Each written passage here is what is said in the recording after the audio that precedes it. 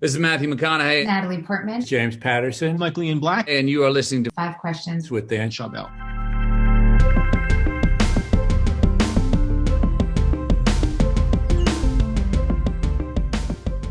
Robert Greene, welcome to Five Questions.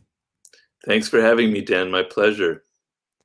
So a few years ago, you had a stroke and almost died. Can you talk about that experience and how you turned a negative situation into a positive one that actually helped you recover? Well, it's not all positive. I would be lying if I were to say that. But basically, it was ironic because I had just finished my last book, The Laws of Human Nature, and the last chapter was about how to deal with the thought of mortality. And I went very deeply into it. And then 2 months later, I came this close to dying myself. I had a stroke and I was driving my car. And essentially, my girlfriend sort of saved my life. And it was a total shock for me because I'm as a writer, my one form of therapy was swimming like 3 times a week and riding my mountain bike into the hills near here in Los Angeles and taking hikes. And suddenly all of that was gone. You know, that whole aspect of therapy, and I can't type, things like for that as my writer life I depended on. And so, I went through physical therapy. I'm still doing physical therapy 2 years later, and it's so boring. It's not like exercise. It's kind of exciting it's like learning how to lift the pinky of your hand over and over again, learning how to lift your left leg. It's my left side. Anyway, I've had to become supremely patient. And when it comes to writing a book, I'm very patient. But when it comes to this kind of thing, it's like beautiful out. It's nice here in Los Angeles. The weather is perfect. I want to go for a hike. That's where I did 90% of my thinking, and I can't do it. So I've had to make major adjustments. And I'd say most of the time I'm fine and I'm grounded, and I have to go through a process like I could have easily died. I wouldn't be here, and look, I get to see the birds and the sun shining, and it's pretty great. The second thing is my body was crippled, but my brain wasn't affected. A lot of stroke victims, if it's on the right side of the brain, lose a lot of cognitive powers. I didn't have that affected, thank God, so I can write another book. So I have to continually remind myself of what I have, which is a great lesson for anybody in life, because this could happen to you tomorrow. COVID could strike. You read a lot about COVID, and they have to go through what I have. I just read in the New York Times about people who caught it in March, and they still haven't recovered, and they can't walk. So it could happen to anyone. So it's an interesting thing to know about, like just in general, kind of compare yourself to the things that you have right now. I have to do that continually. And then I have to realize I am making progress. It's incredibly slow, but I'm determined to get back to my previous lifestyle. So every day I have to go through these rituals where I learn. I normally, because it's my left hand, I grab things with my right hand. I have to teach myself to grab everything with my left hand so I can retrain my arm to work again.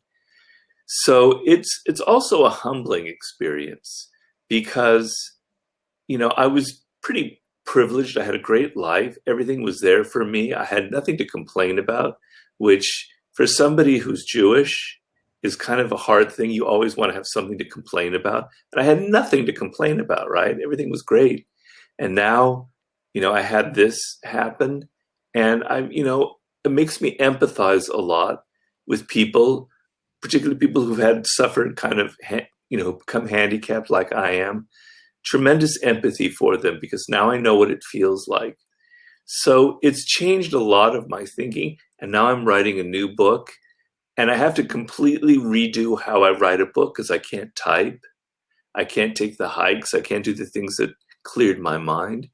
And so, it's been a complete game shifter, and some things are for the better, I have to admit, and some things aren't.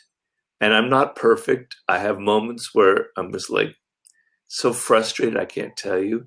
But in general, I mentally have gotten stronger and stronger and stronger. That's been the major effect on me. So admirable. And I reflect just from you saying that I was in physical therapy on my back, my neck, like basically my whole body for 9 months. And I had loved running. I'm a big walker, but I love running so much. Yeah, And not being able to run and having to, go to physical therapy and, they do the massage and then you do the exercises there, you do the exercise at home. And it's just like, it doesn't just hurt you physically and something that and prevents you from doing what you love, but mentally, I oh yeah, felt more depressed. I just felt like I felt less healthy because running was part of how I would, maintain my health, during those seasons. And so, yeah, I think you realize, how important life is, especially in your situation, how you framing it is, hey, you could sulk for the rest of your life, or you could say, hey, these are the skills I have. This is how I'm going to have to approach it if I want to continue being a writer and function in society. So I think that's very commendable of you yeah. and smart Well, thank you. because you love book writing. So like you're gonna figure out how to do it. And luckily we have the technology now. It's 2020, 2021. Like Yeah, you can pull this off, yeah, I can. It took me like double the time that I wrote the first chapter, but I'll start getting some momentum and I'll figure out. I'm using dictation software, which is a bitch, but I'm going to get better at it. And then the other thing was there were these people who doubted me. The early on therapists, say, oh, they were like, you're never really going to be able to walk again like you used to. And I say, I was so angry when I heard that. I don't think any therapist should ever tell anybody anything like that. And I'm determined to prove them wrong. And my plan is in a year and a half, when I'm actually walking normally, I'm going to go back there and I'm going to show them. Not to, not to rub their nose in it, but just to show them that it's not, you shouldn't tell people that kind of thing. Yeah, I agree. And like you, human behavior fascinates me, and I find myself constantly trying to understand why people think and act the way they do. Yeah. How has understanding people's motivations helped you live a better life and have a more successful career? Well, it's really the basis for any kind of success I've had. For whatever reason, and it's probably true for most, it's kind of a writer's mentality. I'm fascinated by other people, by their psychology. So since I was very young, I was very observant of people, kind of a detached mentality where I kept my emotions kind of clear and I watched people and I tried to figure out what is they say something, but what's really going on in their head, And I was fascinated by how there was always a discrepancy between what people said and what they did, and it was something that I studied very deeply. And I had many many different jobs before I wrote my first book.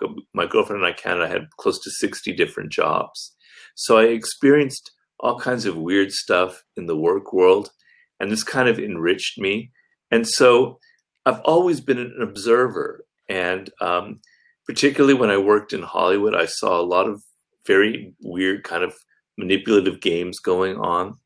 And so it's a skill that I think so when I wrote my last book, The Laws of Human Nature, I know I get a lot of emails from people who want advice, who come to me for consulting, and they say that, their main problem is dealing with people. It's not understanding the technical aspects of their particular career. It's understanding people, because nobody teaches that.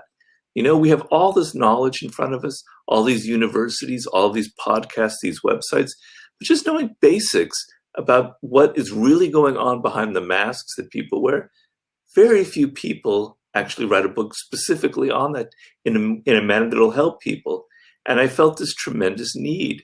And it's something that I had developed over many years. And then writing the books and researching it and doing all of this consulting over the years, I think I've honed that muscle over a lot of practice.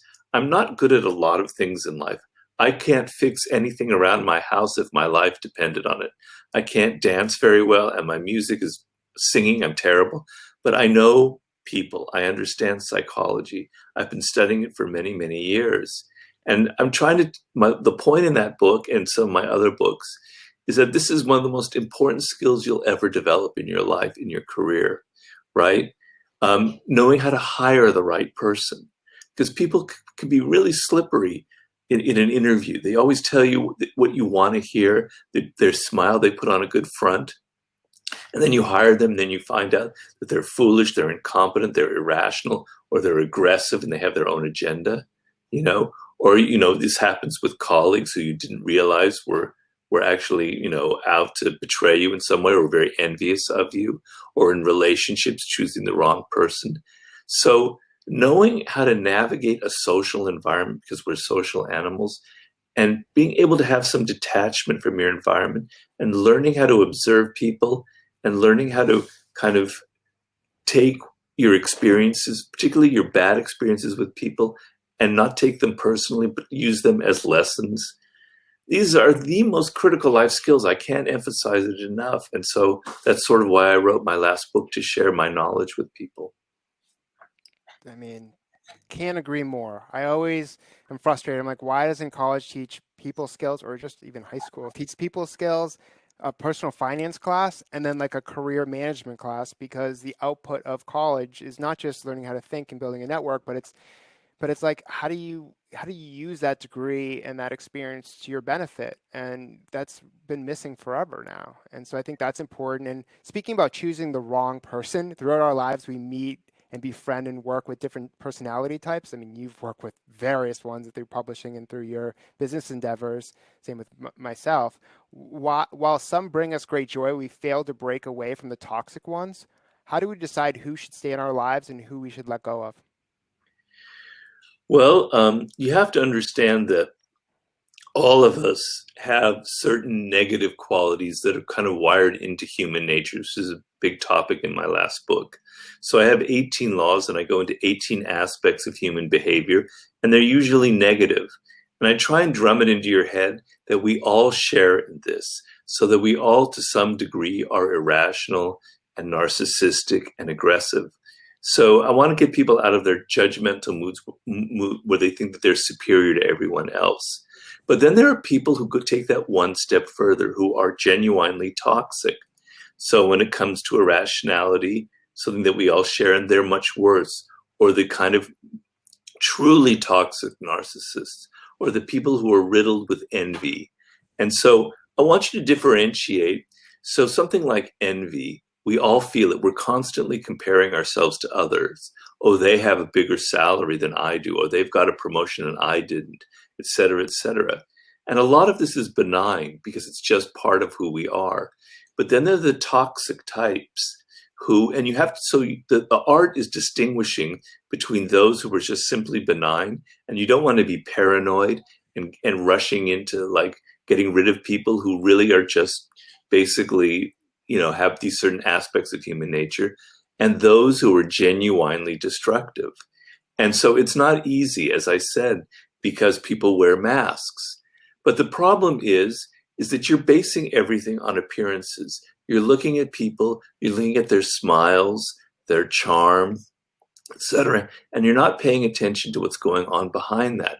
So there's certain basic things you have to look at, and one of the most important things you have to look at is their past and their patterns of behavior, right? So if you have an interview and somebody has like 5 different jobs in 6 years, but they're very charming, but you get a sense that these people are a bit unstable just by their resume, you give that more weight than their charming personality and their excuses for why they were fired or why they quit, right? So look at people's patterns in the past, and then pay deep attention to the nonverbal behavior that people are constantly giving out.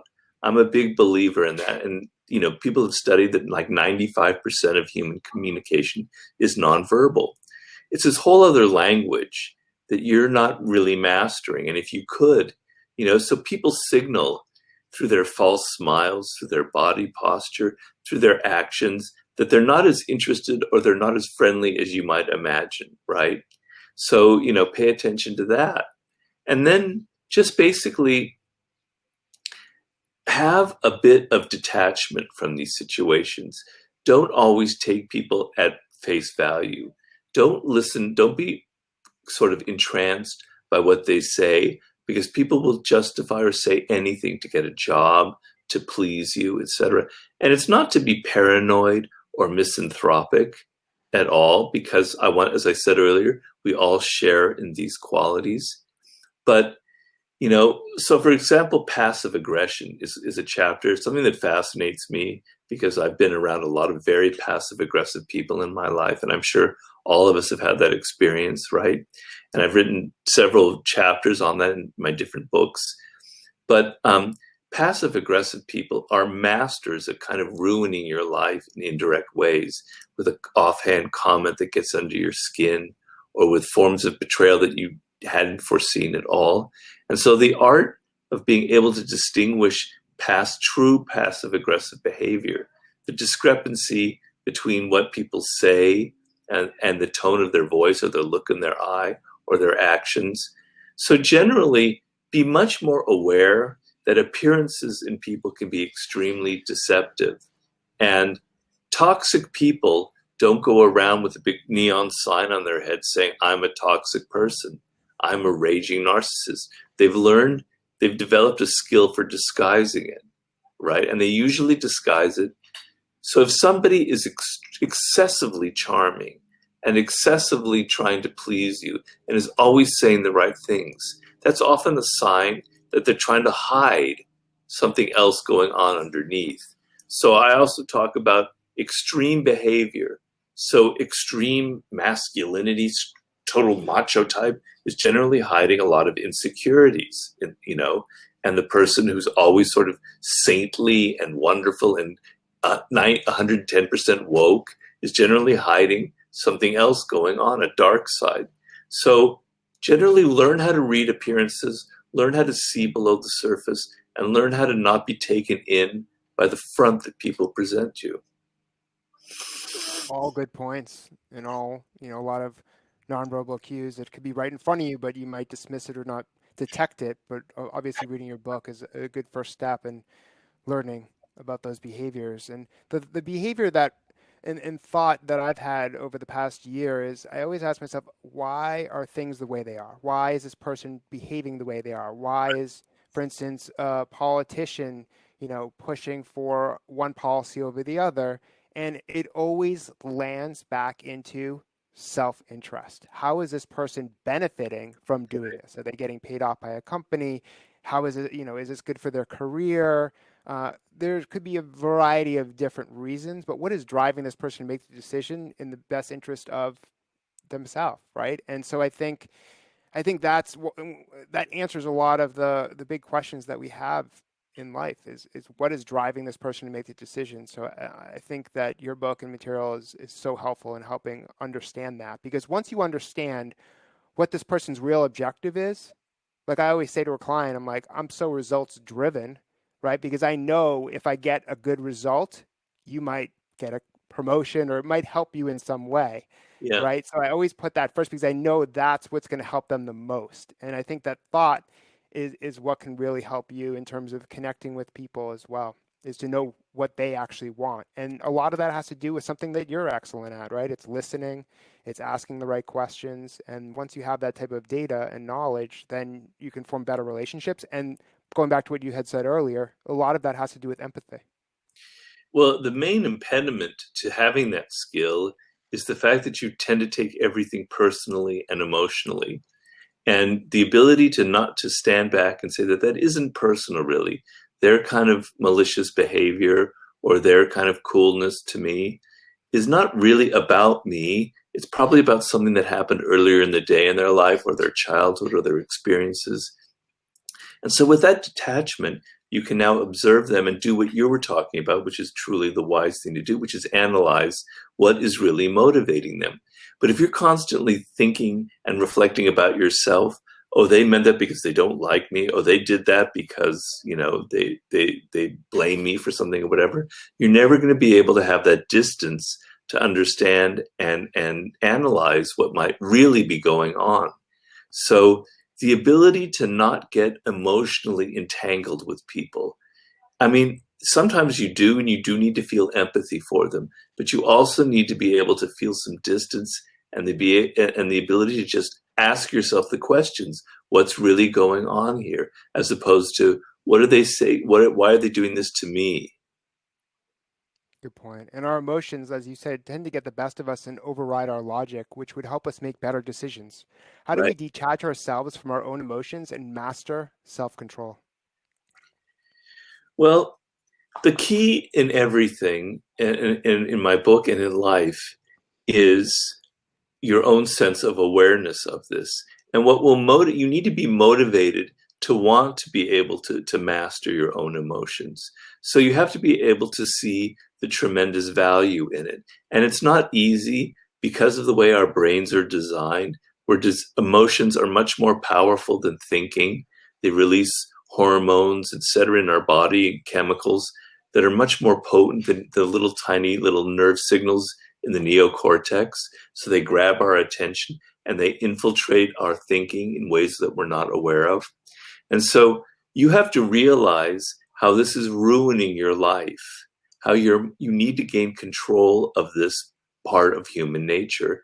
And if you're not aware of that, if you think everything is fine and that you're doing okay and there's no problem there, nothing I say will ever matter.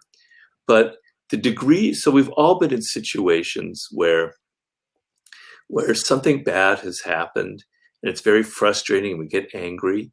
But as time goes by, months, maybe even years, we get some distance and we're able to analyze it. And we see that what I thought in the beginning isn't really what happened. And then if we realize then what really happened, what really went on, then the kind of calmness that overcomes us where I didn't need to take that so seriously. I didn't need to get so angry or frustrated. Time showed me what the proper response was. And there's a sort of calmness that comes over you and a kind of a light bulb moment. Hey, this is what really happened. And it's kind of a form of pleasure. So the ability to analyze other people is critical, but the ability to analyze yourself is even more important. And it should be a form of pleasure because what it leads to is a degree of control. So let's say somebody writes you, you write them an email, common occurrence, and you don't hear from them. And a couple of days go by and you start going through that process. Why aren't they responding? It's because something I wrote offended them? Is it because they're not interested in me? I'm not important enough for them? On and on and on and on. And then you get kind of angry. And this has happened to me and I'm guilty of it myself. And then you write another email saying, hey, what's going on here? Maybe there's a little bit of tone in there. And you kind of making the situation worse and worse and worse as you go through that kind of emotional process.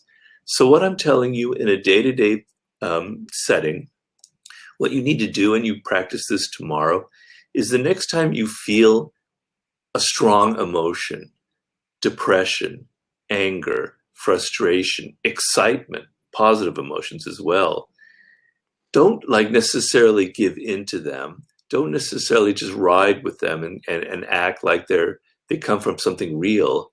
Ask yourself, why am I angry? Why am I frustrated? What is really making me feel depressed? You think it's because of this, this, and this, but there might be another reason. It might have something to do with your childhood. It might have something to do with a prior relationship or whatever. And that ability to analyze yourself and step back is a muscle that you will slowly, slowly develop. And you will be able to gain control. I've learned over the years to never write that angry email, even though it's human nature. I always put it aside. This is what Abraham Lincoln supposedly did with an angry letter he once wrote. He put it in a drawer. He wrote it. It got released, the emotions. He put it in a drawer and he kept there and he never sent it. And it was discovered years later after he was killed. So you don't send it, but you write it to get rid of the emotion, but you don't send it, right? And it's empowering. It's empowering. I compare this to a metaphor that ancient Greek philosophy used to bring up, which is the rider and the horse. So the rider of the horse is our brain, is our rationality, our ability to think through a situation. And the horse is our energy and our emotions. And the horse is much more powerful than the rider. Well, horses are incredibly strong creatures, right?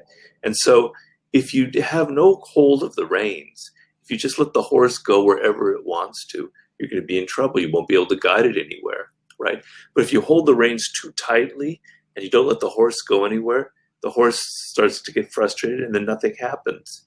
But if you learn the art of how to guide that horse, how to use your emotions, how to gain a degree of control of them so you can ride this very powerful part of your physiology, then there's this kind of harmony that exists between these two very important aspects of your personality. So that's sort of the process, you know. It's a day-to-day practice that you have to go through. It's not like tomorrow you're going to suddenly learn how to master your emotions, because they're so powerful, and we know it. It's more like having these little victories every day or every week, where you see the power of questioning your emotions, and then you begin to want more of this power, and then you're motivated to continue on with this. I was so bad at this in my 20s. In my 20s, you might be able to relate to this. It was, what's the next project? What's the next book? What's the next article? I never stopped. I was working over 100 hours a week. I would never stop to reflect. And it wasn't until, I achieved a lot that in my 30s, I started to take a step back, and even more so now. I feel like every year I'm reflecting more and more, and not just in terms of the moment, but also my previous history to connect the dots and to reason with why I made certain decisions at that point. And the thing that I've told a lot of people too, because a lot of people live by this story they tell themselves about the past that might not even be true. It just maybe their perspective in that instance might make them believe a certain thing. I think you need to, in a sense, make peace with your younger self, because you can't go back in time, and there's a reason why you behaved that way at that time. Right. Yeah, and there's, also you have to be a little bit forgiving of yourself, which is sort of what you're saying, because, I myself, I write these books, and people think I must have this incredible power, but I'm constantly making these mistakes myself. And if you just beat up on yourself, that's not gonna get anywhere. And if you just simply look at what a foolish person I was in the 20s and why I did this, that, and the other, in fact, everything kind of happens for a reason, right? So if you, Dan, hadn't done these things where you worked so hard for 100 hours and kind of overdid it, you wouldn't in your 30s have been able to come to terms with that reality. So it happened for a purpose, right? What matters is your ability to learn from these experiences, not to go back. It's never a worthwhile emotion to ever regret anything in the past. People ask me, what's the one thing you would have done differently if you knew about it, what you know now or then? I said, nothing. I don't regret anything. Everything happened for a reason. Even the stupidest things I've done have ended up teaching me a lot of things about my own limitations, about the things I need to improve about myself. So, it's just, the point is, as you say, is to get results and to have a better life, and not to beat up on yourself, and not to get caught up in all of these dramas that don't lead to anything in the end. Thankfully, that wasn't one of my 5 questions. But my Oh, last question is, what is your best piece of career advice? well, I tailor it to what we're going through right now, which is, a massive amount of the whole landscape is altering. So when we emerge from this pandemic, which we will in 6 months or 8 months or whenever it is, it's like we're going to go outside. It's like after an earthquake, the whole landscape has changed. Businesses have been devastated, right? And things that we thought were there in the past are no longer there. The travel industry, the entertainment industry, they're going to be devastated. Here in Hollywood, what's going on with the film business is just insane. Okay, and the problem is you're going to have developed sort of habits of fear and anxiety about the world and what's going on, and your tendency will be to hold on to things that are safe and easy, and career paths that you think are going to, but the world is changing so rapidly. We're going through a real chaotic, what I think is a revolutionary moment, where all sorts of things are going to be questioned, where young people who are bearing the brunt of all of this disaster are really yearning for a different kind of world, a different kind of environment.